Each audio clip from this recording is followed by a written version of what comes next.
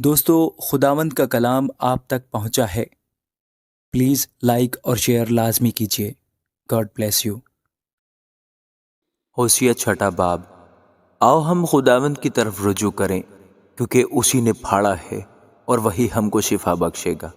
اسی نے مارا ہے اور وہی ہماری مرہم پٹی کرے گا۔ وہ 2 روز کے بعد ہم کو حیات تازہ بخشے گا اور تیسرے روز اٹھا کھڑا کرے گا، اور ہم اس کے حضور زندگی بسر کریں گے۔ آؤ ہم دریافت کریں اور خداوند کے عرفان میں ترقی کریں۔ اس کا ظہور صبح کی مانند یقینی ہے، اور ہمارے پاس برسات کی مانند، یعنی آخری برسات کی مانند جو زمین کو سیراب کرتی ہے، آئے گا۔ اے افرائیم، میں تجھ سے کیا کروں؟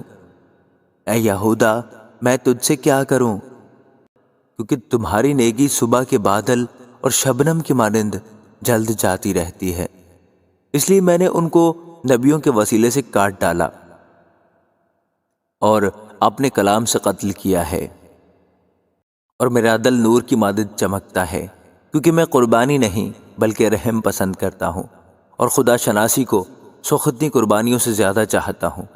لیکن وہ عہد شکن آدمیوں کی مانند ہیں، انہوں نے وہاں مجھ سے بے وفائی کی ہے۔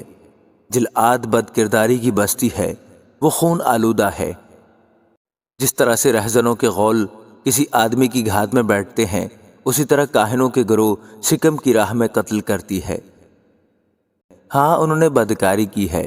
میں نے اسرائیل کے گھرانے میں ایک ہولناک چیز دیکھی۔ افرائیم میں بدکاری پائی جاتی ہے اور اسرائیل نجس ہو گیا۔ اے یہودا، تیرے لیے بھی کٹائی کا وقت مقرر ہے، جب میں اپنے لوگوں کو اسیری سے واپس لاؤں گا۔ آمین۔